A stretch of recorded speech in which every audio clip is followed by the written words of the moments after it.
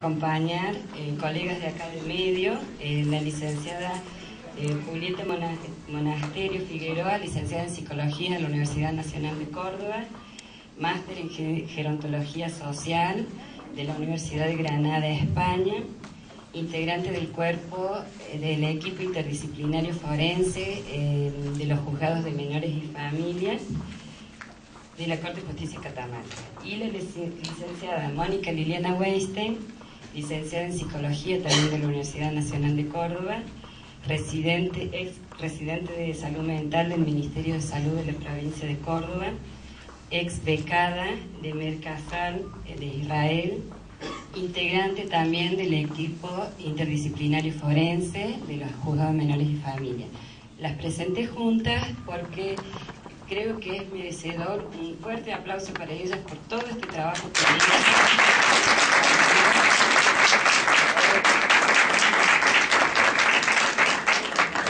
y aclarar que el tercer integrante de la mesa, que era el licenciado Hugo Ortiz, no va a estar presente hoy por problemas personales. Nos va a acompañar de nuevo la licenciada Claudia. Claudia no. Las dejo con... van a hablar de las familias judicializadas. ¿Qué lugar ocupan los niños? Bueno, muchas gracias a todos por estar. Es un esfuerzo en un sábado a la mañana y bastante puntuales. Nosotros les vamos a compartir este tema: familias judicializadas, ¿qué lugar ocupan los niños? La judicialización de la familia. Esto se da cuando la violencia se muestra como sustrato de las relaciones con pérdida de los lazos sociales. El litigio pasa a ser un modo de interacción. Es pensar el tránsito por instancias relacionadas con la violencia familiar, guardas contradictorias, modificación de régimen de visitas, tenencias. Acá queremos hacer una salvedad. Para Mónica y para mí, una familia judicializada no es aquella familia que está simplemente tramitando un divorcio. Son estas familias que judicializan su cotidianeidad, ¿sí? Estas familias en donde absolutamente todo es motivo de litigio. Entonces tenemos estas causas en donde se acumulan exposiciones policiales, denuncias, un cuerpo, otro cuerpo. Es que todo lo que hace a la vida familiar se judicializa. A esto nos referimos en esta ponencia cuando hablamos de familias judicializadas. ¿Qué características comunes encontramos? En general son adultos que no terminan de resolver su vincularidad de pareja. Esto se ve. El litigio pasa a ser una forma de seguir en contacto. Entonces, por una denuncia, por otra, nos llaman a audiencia, nos llaman a mediación, tratamos de conciliar, siempre estamos sin resolver la vincularidad de pareja. Las familias extensas se involucran como una parte más en litigio, y esto también es muy frecuente. Entonces tenemos a los abuelos, a los tíos, a los hermanos, con un nivel de agresividad, con un nivel de rencor, de enojo, que parece que fueran quienes han receptado todas las supuestas ofensas o agravios. En estos casos, quienes se involucran de la familia, en lugar de ser como un parámetro que genere calma, que posibilite la reflexión, son parámetros que generan más incentivación para el acto, ¿sí? Esta es otra característica común. Los hijos a los cuales se trata como pares. Entonces dejamos de ser padres de estos hijos y los hijos pasan a ser colegas, amigos, gente que tienen que resolver y operar en el mismo modo que nosotros, ¿sí? Incluso se les atribuye hasta características de niveles de pensamiento que no corresponden con su edad. Un niño de 3 años no tiene capacidad para entender cabalmente qué significa elegir a mamá o elegir a papá para que me cuiden, ¿sí? Pero entonces son papás que dicen, no, tiene 3 años, madurito, entiende todo, dice que quiere estar conmigo. A ver, su hijo de 3 años, ¿se puede quedar solo en la casa? No.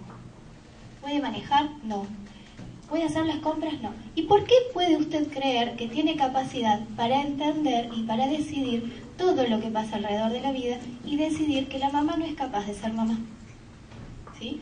Porque los ponemos como pares, dejan de ser hijos, borramos los límites entre subsistemas y estamos todos en el mismo nivel. Causas judiciales altamente complejas, ¿sí?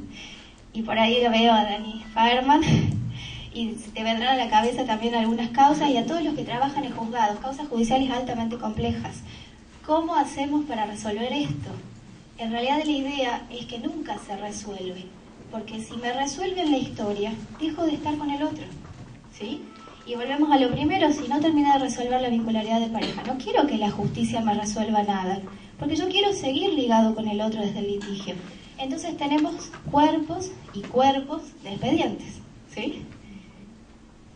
Multievaluación de todos los integrantes. Si tenemos cuerpos de expedientes, tenemos pedidos de evaluación por todos lados. A nosotras en el equipo, al CIF. ¿Por qué? Porque los abogados de parte proponen pericias. Y proponen también que haya peritos de parte. Y proponen que haya nuevas pericias. Y si ya hicimos la pericia psicológica de todos, nos falta la psiquiátrica. Y si tenemos la social, ¿qué nos falta? Actualicemos. ¿Y cómo vamos a hacer una visita social y no vamos a consultar a los vecinos? ¿Sí? Entonces, múltiples evaluaciones. A veces buscando que sean contradictorias, a veces buscando que refuercen la postura de uno o de otro. Y entonces nos preguntábamos con Mónica, ¿qué lugar ocupan los niños? Son la prueba, con mayúscula, la prueba que el otro está psicológicamente enfermo. ¿Sí? Entonces, quiero que escuche a mi hijo, licenciada, porque usted ahí va a entender lo mal que está la mamá. Y entonces lo traen al hijo a la evaluación, aunque no esté pedido, porque tienen que demostrar que el otro no está en condiciones de ser padre. Hay una autora que es Rosenblum de Horowitz, en su libro Mediación y Revinculación, un proceso de cura para la familia, plantea: a veces son cómplices, o mensajeros, o voceros, o negociadores y motines de la conflictiva parental. Cómplices, aliados, ¿sí? Esto se ve muy frecuentemente. El niño puesto en el lugar de alianza, exclusiva con un padre. O mensajeros y voceros, porque se dicen lo que en realidad los padres no se dicen. Y esto también es frecuente. ¿Usted puede hablar con la señora? No, yo con ella no hablo. Pero ¿y cómo arreglan el tema de su niño de 9 años? ¿Cómo va o viene? Le mando un mensaje de celular a ella. Y que ella le diga a la mamá. O que ella le diga al papá. O sea, trasladamos en los niños la obligación de comunicarnos a nivel de lo parental. Entonces, es el hijo quien tiene que decir lo que el padre dice, con la respuesta del otro lado. ¿Y qué se cree tu papá que me viene a decir que ta? Pero si no te lo dijo a vos, te lo dijo al hijo. ¿Y por qué al hijo lo hacemos efecto de la descarga, de todo lo que nos molesta del otro? Lugar de completud, satisfacción, no discriminación, sostén emocional de uno de los progenitores. ¿Se acuerdan del ejemplo que dio Claudia Norri ayer? De este papá y una hija que habían dibujado lo mismo en una técnica. Ese es el lugar de completud, de no discriminación, de vínculo simbiótico. El hijo es uno conmigo. Lo que yo siento, lo siente él. Lo que yo pienso, lo piensa él. Ojo, no es al revés. El hijo tiene que sentir, pensar y desear lo que el padre quiere, ¿sí? No al revés, porque ahí completa el padre. Y le hace sostén emocional. Entonces, tenemos estas mamás y estos papás que dicen, es que él se da cuenta que yo estoy mal. Él entiende que a mí que se haya ido de la casa me puso pésimo, entonces no se mueve de mi lado. ¿Y qué edad tiene el hijo? 5 años. ¿Un niño de 5 años tiene que estar allí para sostener emocionalmente a un padre? Sí, para estos padres sí. Por eso les digo, estamos aclarando que no son todas las familias que pasan por el Poder Judicial. Son estas familias que tienen estas características. Conocen en detalle los expedientes, en detalle. Las audiencias, las denuncias, las exposiciones, los hijos, ¿no? Te pueden decir, un niño de 11 años me decía, sí, porque mi mamá en la última denuncia que le hizo mi papá dijo tal... ¿Para qué te sirve a vos conocer qué denunció tu mamá? Para darme cuenta que está loca. 11 años. ¿Desde dónde estructurás la relación materno-filial si tu hijo cree que vos estás loca? ¿Desde dónde vos como hijo te relacionas con una mamá a la que ya etiquetaste como loca? ¿Sí? Y esto es muy frecuente. Todos los aspectos del expediente. Las evaluaciones psicológicas, los informes sociales, las demandas, los escritos, las impugnaciones, los chicos saben todo. Nosotros jugábamos con este término, son expuestos a una judicialización temprana. ¿Existe? Sí. ¿Para qué tenemos que hacer una evaluación de un niño de 2 años en el marco de un proceso de violencia familiar? Entendemos que por lógica, si hay un proceso de violencia familiar, hay un impacto en los hijos, ¿sí? Ahora, ¿por qué tenemos que hacerle la evaluación a un niño de 2 años? La fundamentación es para que vea si necesita ayuda psicológica. Tengo colegas que trabajan en la parte asistencial. ¿Ustedes necesitan que nosotros les digamos que un niño necesita asistencia psicológica? No. Es el marco de libertad que tiene cada profesional de la parte asistencial de hacer su evaluación y decidir si un niño necesita o no terapia. Pero no tenemos que hacerlo pasar por la instancia judicial para evaluarlo, para decirles a este papá o a esta mamá, mándelo al psicólogo. Si tiene la facultad de solo llevarlo al psicólogo, pedir el turno y hacer por la vía asistencial, no necesita que lo evaluemos nosotros. Ahora, ¿por qué nos piden que evaluemos a los hijos? Para que sean prueba de que el otro está mal, ¿sí? La demanda encubierta no tiene que ver con la asistencia de los hijos, tiene que ver con seguir demostrando que el otro está mal y les hace daño. ¿Se entiende? Esto nosotros lo estamos implementando en el equipo cuando nos piden la evaluación de los menores para ver si necesitan terapia psicológica y estamos contestando que es una facultad de los padres solicitar el turno y llevarlo al profesional y que el profesional decida si ese niño necesita o no estar en terapia. ¿Qué subyace entonces? Personalidades egocéntricas que establecieron una relación inmadura, generalmente muy conflictiva, donde el deseo de corte del vínculo es tomado como un ataque al yo, a la propia integridad, ¿sí? Entonces no puedo dejar que el otro se me vaya, porque ¿dónde quedo? Y esto pasa mucho en el ciclo de violencia familiar porque uno ve que en realidad siempre están juntos, ¿sí? Entonces el otro no se puede ir, porque si no yo me quedo sin nada. Una forma de que el otro no se vaya es comenzar a disputarnos los hijos, por ejemplo. Una forma de que el otro siga en contacto es comenzar a denunciarnos y a pedir la tenencia, y son guardas contradictorias y tenemos todos estos procesos. Padres o madres que no pueden ponerse en el lugar de los hijos, invirtiendo los roles. No pueden empatizar con los hijos, no pueden ni pensar qué les pasa. Dijimos que tienen generalmente personalidades que son egocéntricas, entonces piensan en ellos. ¿Qué es lo que a mí me pasa si se me va el hijo? ¿Qué es lo que a mí me pasa con este proceso? Pero son incapaces de pensar qué les pasa a los hijos. E invierten los roles, porque en realidad quienes tienen que cuidar, entender, acompañar son los hijos y no los padres, ¿sí? Entonces ellos lo plantean así muy claramente. Mi hijo entiende todo lo que me pasa. Me vio llorando el otro día y se da cuenta que estoy mal. ¿Y qué necesidad teníamos de exponer a ese niño a un llanto de un padre o de una madre? ¿Sí? Nos pasó un día con una evaluación, los hijos venían a evaluación. Y la madre se puso a llorar en la sala de espera porque los traían los hijos de evaluación, los hijos adolescentes. Entonces terminó la evaluación haciendo la devolución a la señora de que los niños no necesitaban terapia. Y los hijos consolando a la madre porque había tenido que traerlos a la instancia judicial.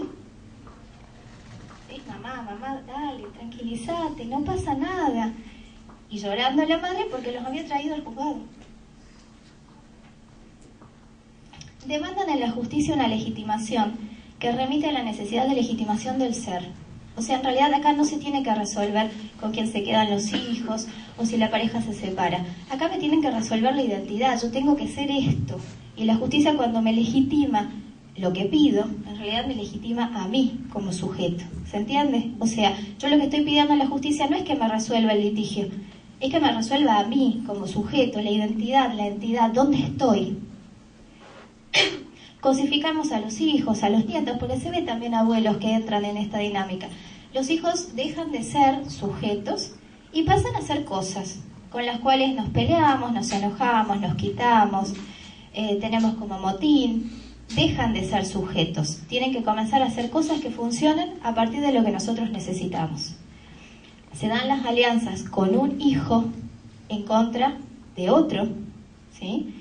Generalmente se suele ver esto de un hijo se alía con un progenitor y el otro con el otro. Entonces, todo lo que no le puedo decir al otro adulto, lo traslado al niño.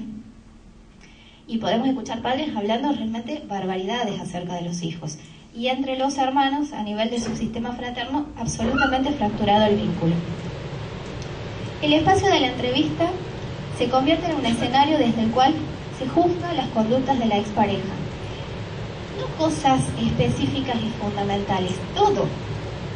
No le compra la leche que a él le gusta, no le da el yogur a media tarde, los cereales no son tal cosa, la ropa que le puso el otro día no era la ropa nueva que yo le compré.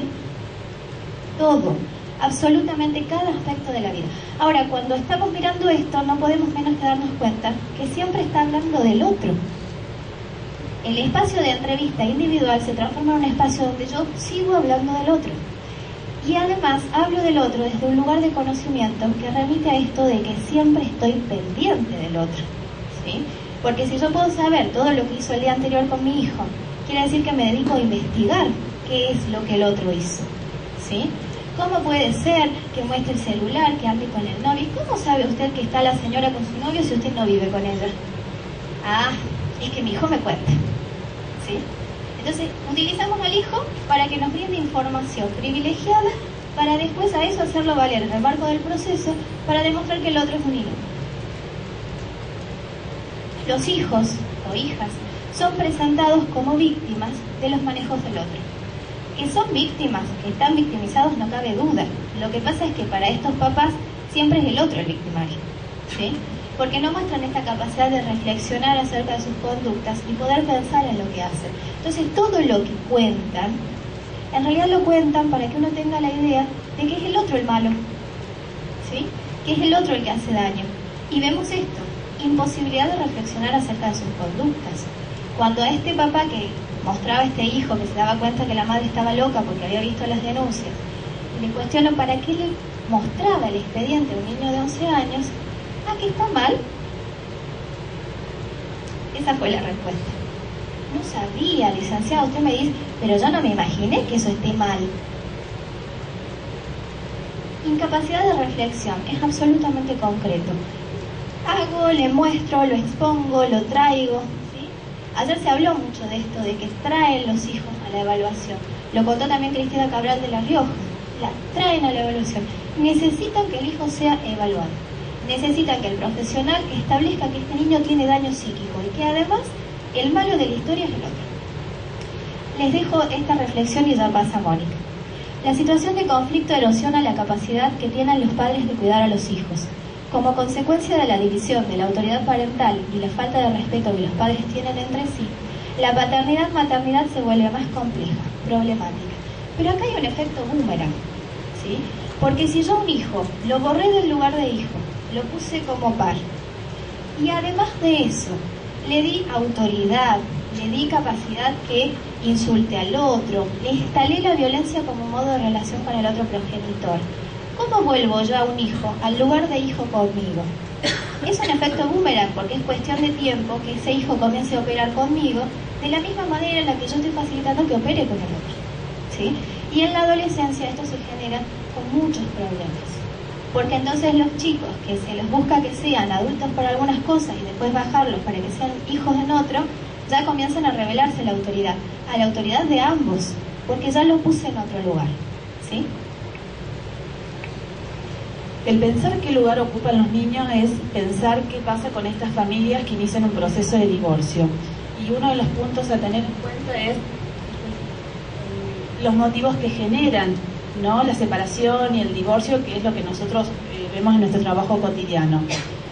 ¿Qué pensamos en esto? Muchas veces surgen humillaciones, cuentas pendientes y el repensar el duelo por el proyecto que en algún momento estas dos personas se replantearon y formaron, y todo lo que ocurre en este adolecer. ¿Qué implica esto? Cualquier duelo produce diferentes síntomas y procesos emocionales. ¿Qué pasa con los niños que están en el medio de este proceso, en los cuales muchas veces no es de mutuo acuerdo? Y implica, digamos, el replanteo de lo idealizado, lo que no pudo mantenerse a lo largo del tiempo. Entonces, ¿qué observamos en las personas que evaluamos? Muchas veces los rencores, la humillación, la angustia, la tristeza, ¿por qué me abandonó? ¿Qué nos pasó? Los fracasos.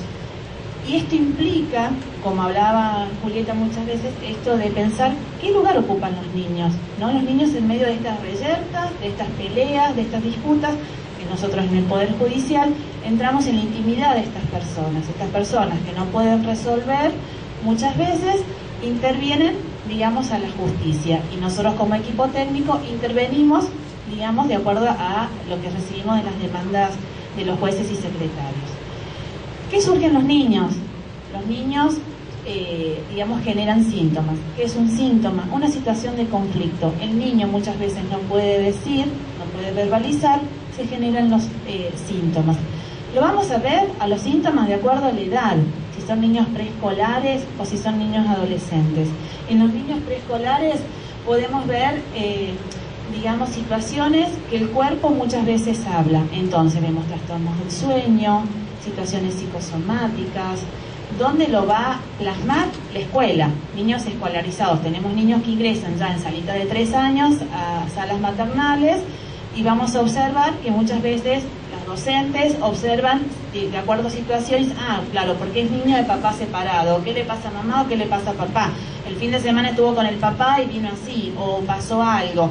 Entre medio de todo esto, nosotros observamos múltiples denuncias y contradenuncias de estos papás que a lo largo de este divorcio o no divorcio no pueden resolver. Los niños, como decía Julieta, son los mensajeros, son los voceros, son los intermediarios, son los motín de guerra, son los que están supuestamente para sostener esto.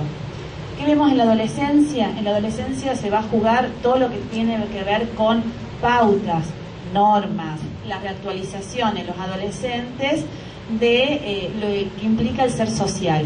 Entonces, ¿qué vemos? Muchas veces fugas de hogar, vemos situaciones de acting, pasajes al actos, hurtos, robos, y empezamos también otro caminito de las denuncias hacia los menores de estas situaciones de riesgo de los papás. También tenemos situaciones psicosomáticas, también observamos adicciones, embarazos, situaciones de riesgo.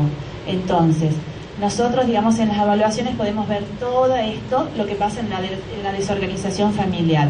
Hay un nuevo mirar a esta familia, una familia que estaba constituida, de acuerdo a esta familia se iba a ser disfuncional, cómo eran los roles, eran roles asimétricos, digamos, en su normalidad. Ahora con este proceso de divorcio o separación se va a agudizar. Tenemos desacuerdos en cuota alimentaria, desacuerdos en regímenes de visitas, desacuerdos en cumpleaños, fiestas, en la cotidianeidad de estas familias. Lo que nosotros observamos y vemos son los desafíos nuestros, desde el rol nuestro como psicólogos. Nuestros actos son únicos, muchas veces las evaluaciones son un recorte de esta mirada, digamos, de este proceso. Les queremos contar un poquito de cómo trabajamos nosotros. Cuando nos llega un oficio donde citamos a estos menores, como decía Julieta, de 2 años, 3 años, 4 años, y a veces no citamos porque nosotros, digamos, dentro de la demanda que tenemos una postura ética, teórica y personal ante esto. Y hablaban nuestros colegas de otras ciudades ante otras temáticas esto, la revictimización de los menores y los niños. ¿Hasta qué punto sirve escuchar a un niño que viene, en este caso nuestro, que estamos hablando de divorcio, de ser víctima de peleas y contrapeleas y los chicos están en el medio? ¿De qué nos sirve esto? ¿De qué nos hace falta? Si ya sabemos que hay secuelas. Cualquier divorcio, cualquier separación trae cambios en las personas adultas. ¿No creen que los niños también, de tener un hogar, supuestamente tienen que construir 2 hogares? Y de acuerdo a la psique y la potencialidad de cada niño, va a tramitar esto. Tramitar, nosotros los psicólogos lo evaluamos como tramitar emocionalmente, hacer el pasaje. Muchas veces o con terapias auxiliares o de acuerdo a los recursos personales de estos adultos. Obviamente que en estos adultos que nosotros recibimos en la justicia no tienen recursos personales y propios porque no lo pueden resolver. ¿Cuál sería nuestra función? Somos los soportes, somos quien podemos mostrar en ese acto único de esa entrevista, de esa evaluación, el poder hacer, digamos, un cambio, una reflexión. Me pasó en esta semana, está la secretaria acá en una audiencia de familia, me piden por guardia una participación de un psicólogo. Entro al juzgado sin conocer la causa, sin conocer las personas, sin conocer la historia, tomo contacto en ese momento del expediente, ya con evaluaciones previas de colegas, ya con todo un expediente muy grande, y yo creo que en ese acto único, de hora y media, 2 horas, no sé cuánto fue, Daniela, creo que hubo un antes y un después de las intervenciones, del juez, del asesor de menores, de la secretaria, yo como equipo técnico y de las personas. Habían traído hasta fotos para mostrar, para desacreditar al otro, mutuas acusaciones, no había espacio de escucha en ese momento.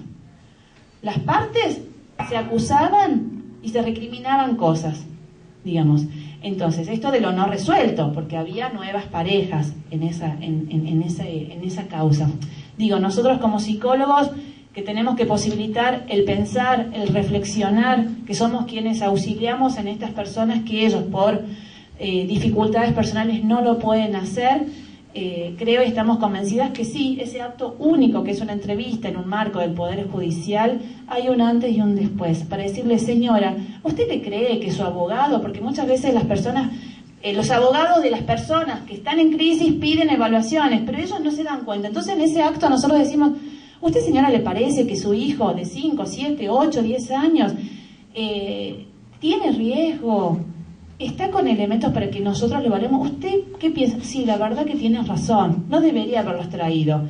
Bueno, dígale a su abogado o piense de aquí en más, digamos su abogado particular, qué es lo que va pidiendo, porque tenemos expedientes y estas cosas no se resuelven. Nosotros en la práctica cotidiana hacemos las entrevistas filiales, o sea, no entrevistas de cada niño, sino las entrevistas donde hacemos participar y entrar a los hermanos. ¿Qué observamos? ¿Cómo es el vínculo entre ellos? Digamos, muchas veces, ¿quién es el depositario de la voz de la mamá? ¿Quién es el depositario del discurso paterno? Siempre entre los hermanos, uno defiende uno defiende al otro, y ahí vemos las lealtades y las alianzas, ¿no? que podemos encontrar en los niños. Para esto a nosotros nos sirve. ¿Cuáles son los recursos de estos niños? Y estos niños muchas veces la tienen re clara.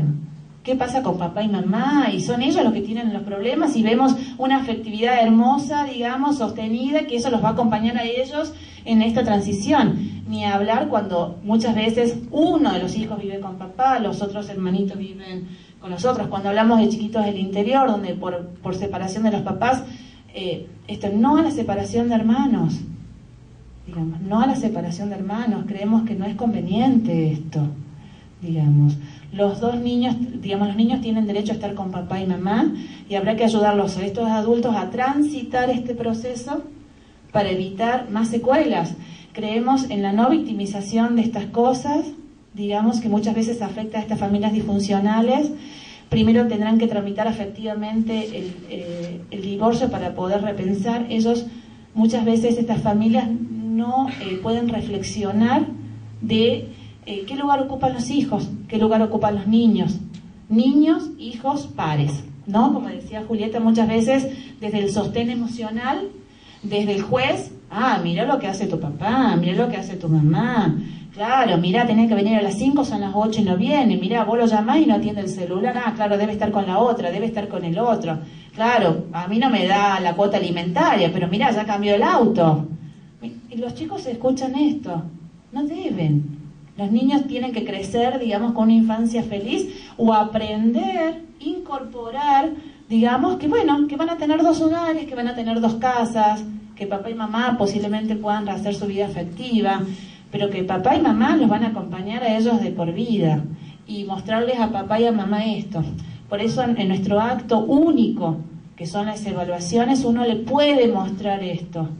Volviendo a estas intervenciones, muchas veces nosotros actuamos también por guardia, ¿no? ¿Cuál es la guardia? ¿Cuál es la urgencia?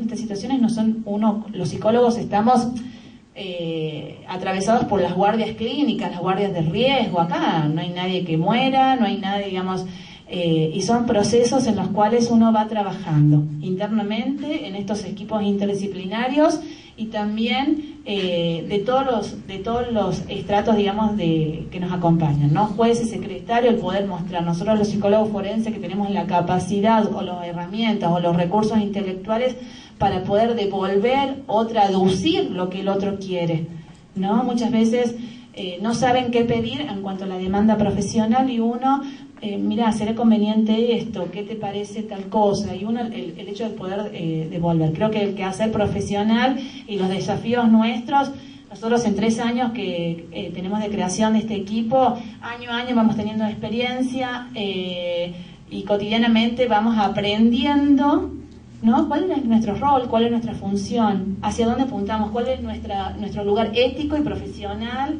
y personal de cada uno de los profesionales, ¿no? Porque muchas veces también el tomar las posturas disciplinarias, el tomar las posturas interdisciplinarias ante los casos que tenemos.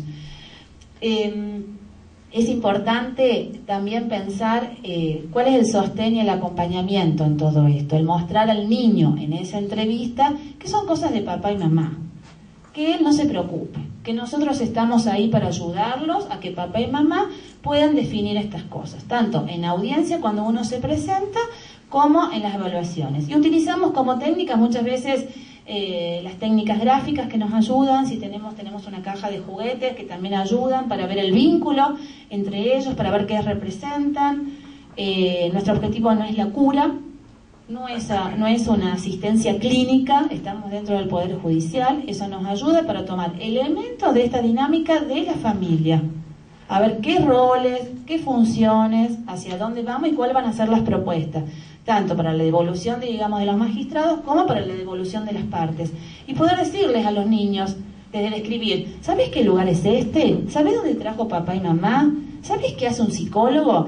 Desde esto que por ahí desde el sentido común dice, ay, bueno, pero es... No, para un niño no sabe que tuvo que pasar, como decía Lilia ayer, ¿dónde están ubicados? Nosotros estamos ubicados al lado de los baños, en la planta baja, al fondo. Somos 10 profesionales en 3 consultorios súper chiquititos, al lado de los baños que va la gente, digamos, en el fondo, atrás, al lado, por paredes de un bloque de batidoras, porque estamos el edificio de una panadería, al lado de los subsuelos de la panadería. Entonces estamos traca, mientras evaluamos a la gente, escuchamos la batidora, sentimos los olores, son estas cosas externas de qué lugar ocupamos nosotros.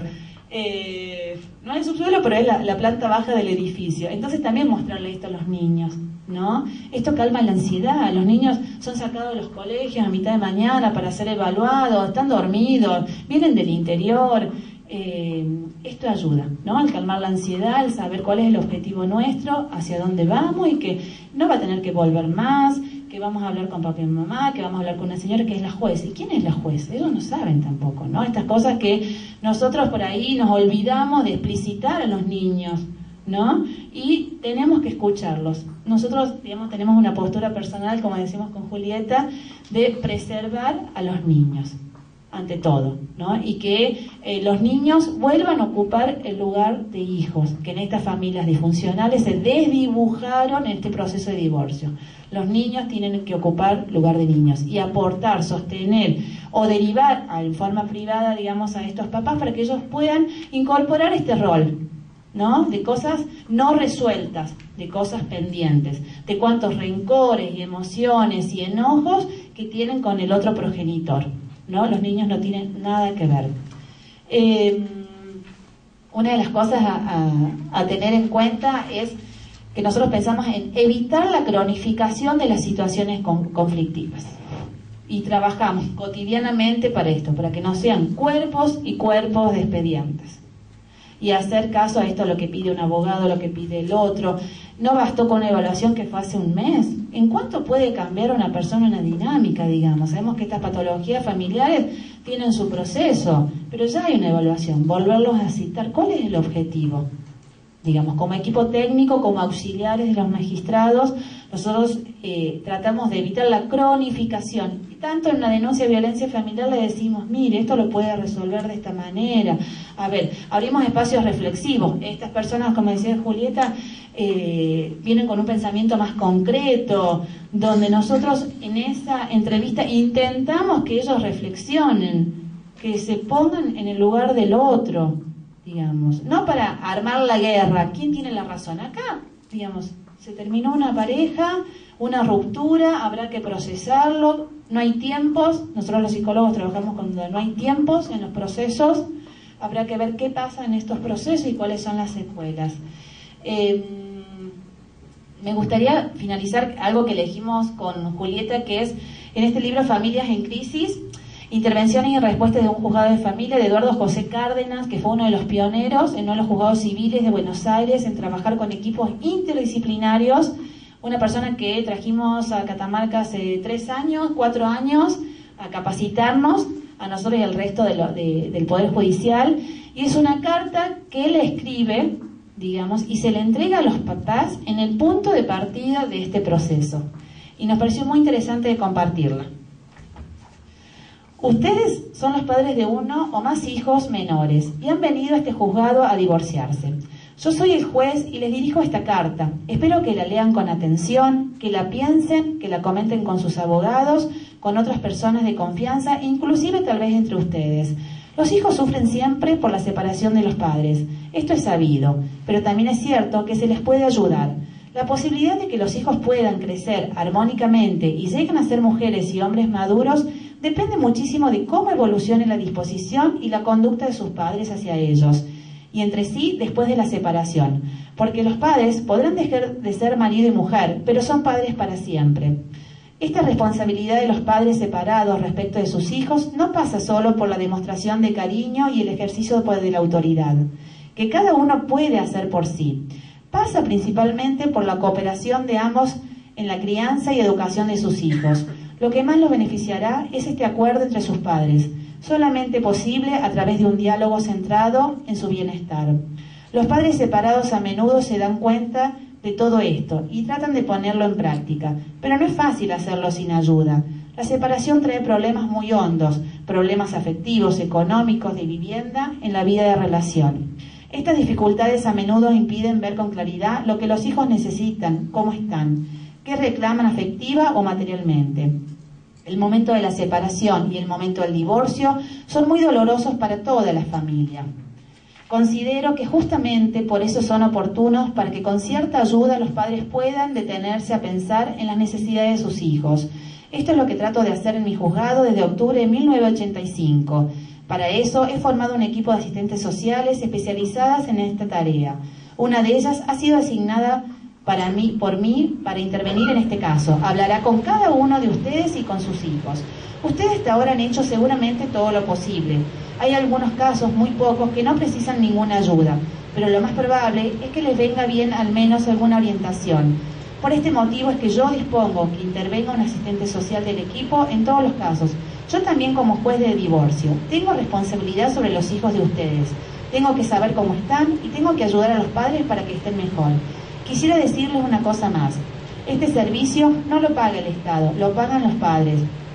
Es accesible, pero no es gratuito.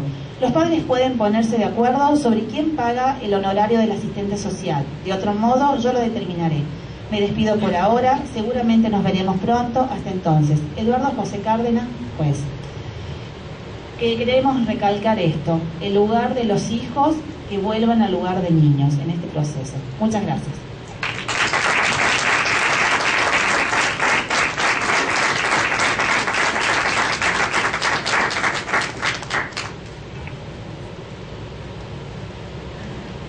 Bueno, hola, buen día.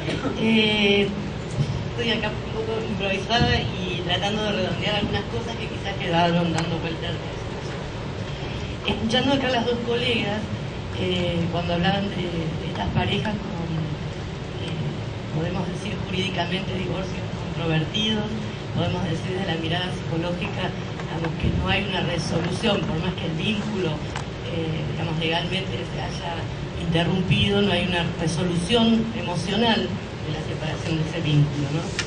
Y eso me llevaba a pensar, digamos, a asociar libremente con la pasión del desamor, ¿no? Y en esta pasión del desamor, donde el otro tiene que estar, digamos, ahora como enemigo, ¿sí?, todo el tiempo presente, retomo la pregunta a las colegas: ¿qué lugar ocupan estos hijos? En principio diría, me resulta más fácil pensar qué lugar no ocupan, desde qué lugar son desconocidos por estos padres. Y son desconocidos en el lugar de sujeto en dos situaciones. Son desconocidos como sujeto de deseo y son desconocidos como sujeto de derecho. Si alguien es desconocido, como en el lugar de sujeto, obviamente está ubicado en un lugar de objeto. Objeto que puede aparecer como propicio para la descarga pulsional, ¿sí? Cuando el niño aparece como un niño, digamos, maltratado, ya sea emocionalmente o físicamente. El tema de, digamos, de lo que hablábamos allá, de los abusos sexuales intrafamiliares. El niño como objeto testigo, que era lo que decían acá las colegas, ¿no? Donde el niño va a hacer una prueba de que el otro, digamos, no funciona o tiene graves disfuncionalidades en el ejercicio de su vida. En este camino, cuando se empieza este camino judicial, donde se toma al Poder Judicial como terreno de batalla, muchas veces alguna cuestión que tenemos que pensar es el tema de los abogados. El tema de los abogados es importantísimo, ¿sí? Digo, el derecho tiene, sabemos todos, muchas especializaciones, pero yo creo que el derecho de familia, aquel abogado que ejerce el derecho de familia debería estar bien entrenado en estas cuestiones, que no son iguales que, digamos, un litigio por, no sé, un daño sin perjuicio. ¿Por qué digo esto? Porque muchas veces lo que hacen los abogados es establecer una alianza muy marcada con su parte, es decir, esta posibilidad de no reflexión que tiene la parte, padre, madre, se reduplica en el abogado. O sea, es mi cliente y por ende tengo que defenderlo a usted, ¿sí? Digamos, acá el bien del que se trata, volvemos al mismo tema, el bien que está en el medio es un niño. Entonces, digamos, estableciendo este tipo de alianza o identificación con su cliente, lo que hace es muchas veces reduplicar el conflicto familiar. O sea que el conflicto, si era severo, se torna aún más severo. Muchas veces, digamos, nosotros trabajamos en forma muy, si bien la pericia, en civil, digamos, todo por escrito, muchas veces nos resulta muy interesante mantener audiencias en el juzgado, no solamente con los jueces de familia, sino con el equipo técnico, asistentes sociales. ¿Por qué? Porque llegamos a estrategias, como decía acá la licenciada, que una mínima intervención. ¿De qué se trata? Es decir, la intervención desde la justicia es adecuada, digamos, es como una apelación a la ley para que ponga un límite a estos desbordes, ¿sí? Cuando los cuerpos de expedientes, digamos, crecen y crecen y se multiplica, digamos, es, digamos, una devolución de que ese límite no ha sido puesto aún. Entonces, algunas cuestiones que hemos acordado cuando pasan estas situaciones con los abogados que cronifican y multiplican el conflicto, es trabajar también con los abogados. Entonces, digamos, son llamados a una audiencia, está el equipo técnico, está el juez, y bueno, empezamos a trabajar justamente estas situaciones. Y eso nos ha resultado muy operativo. Después, otra cuestión, hoy... No, esto es otra cuestión que quería contar. En familia nosotros no recibimos un oficio, ¿sí? Nosotros lo que recibimos es un expediente. Es decir, que ya hay un cierto trabajo. ¿Sí? O sea, se le toma previamente, hay una instancia que se llama OVD, Oficina de Violencia Doméstica, que tenemos muchas dificultades, muchísimas dificultades con esta oficina.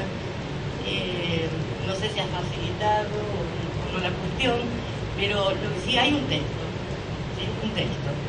Entonces, donde hay se escuchan una sola las partes, que es una oficina prejudicial, pero dentro del Poder Judicial, o sea que ya nació de forma conflictiva, ¿sí? Medio esquizofrénica, diríamos, porque la idea era no judicial, que se hiciera una instancia para poder escuchar las situaciones y ver si derivaban era una causa para judicializar o era para ámbito asistencial. Hoy por hoy al 99,9% se judicializa, ¿sí?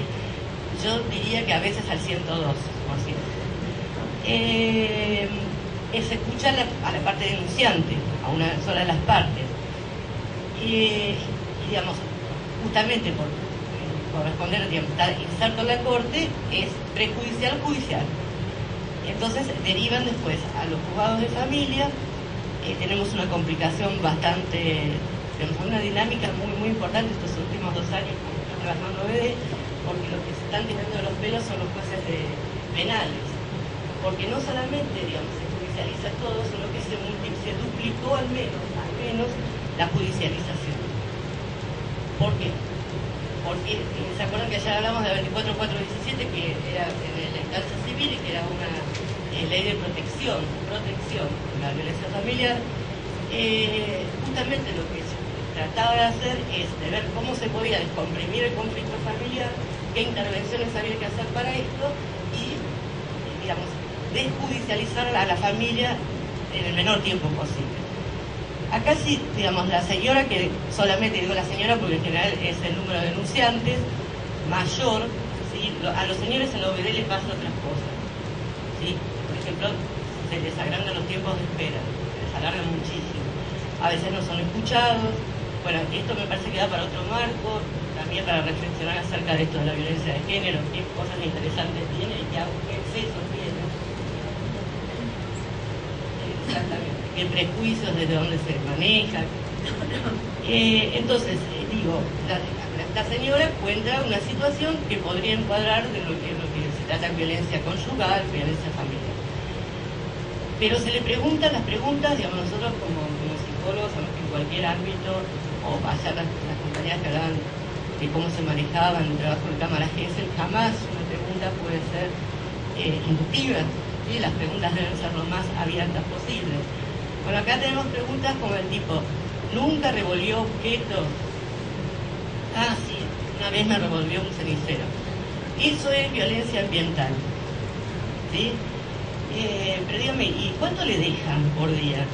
Y me deja 10 pesos. Eso es violencia económica. Entonces, nos vienen a hacer una lista de violencias donde, ¿se acuerdan ayer cuando hablamos de las dinámicas de este tipo de familia, donde yo hablaba de que en general no se puede hablar del abuso, sino cuando estas vinculaciones patológicas, hablamos de los excesos y los abusos.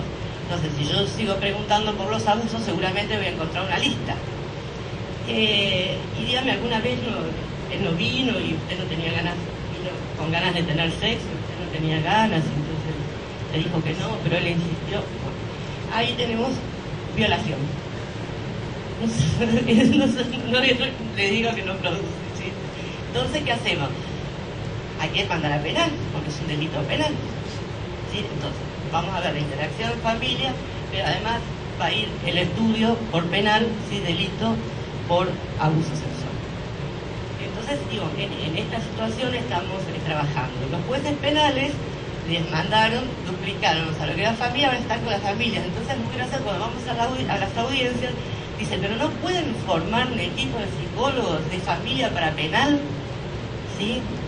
O, por ejemplo, a ver, pero es realmente muy complejo. Yo, digamos, podemos reírnos, pero realmente es muy preocupante.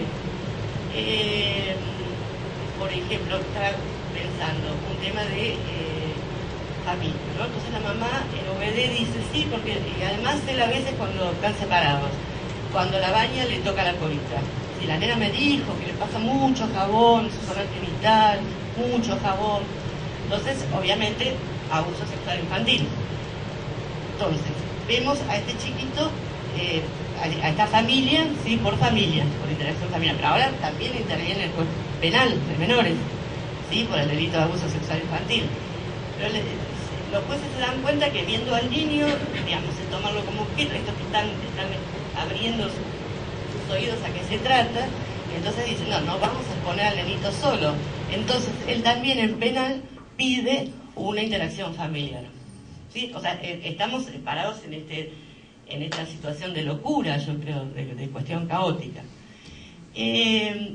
Bueno, yo todo esto lo traía para decir que cuando nosotros recibimos un expediente con estos textos, que son interesantes leerlos, ¿sí? ¿Por qué?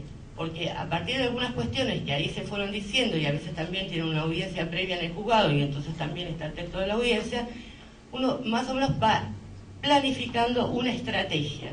Pues digo, nosotros no tenemos una estrategia protocolizada, es decir, en todos los casos de familia, me parece que hay que ser cuidadoso con esto. De cada familia es una configuración particular e ir viendo cuál es el conflicto que allí se está tratando de despejar.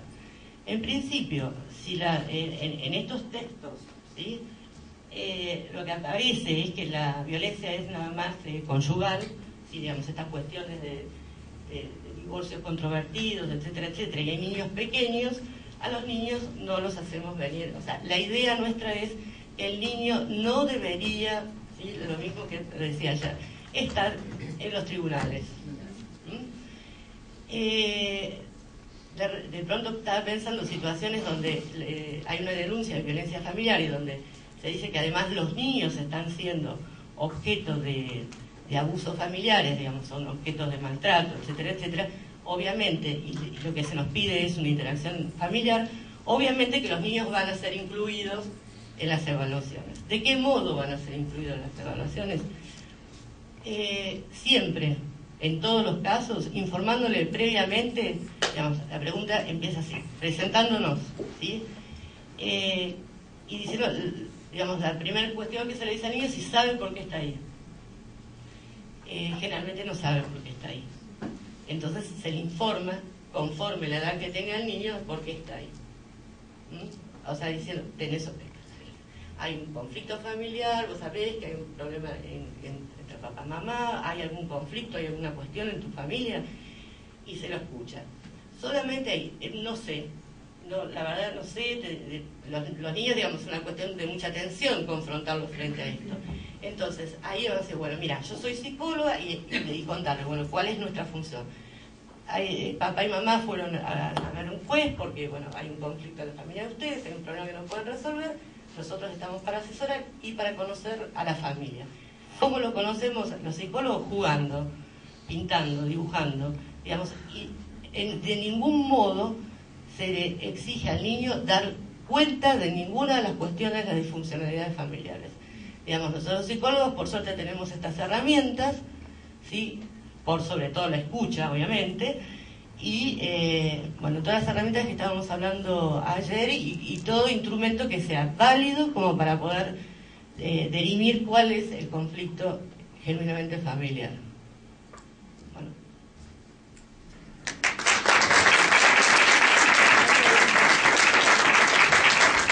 Bueno, abrimos el espacio de preguntas, si tienen alguna pregunta para las licenciadas.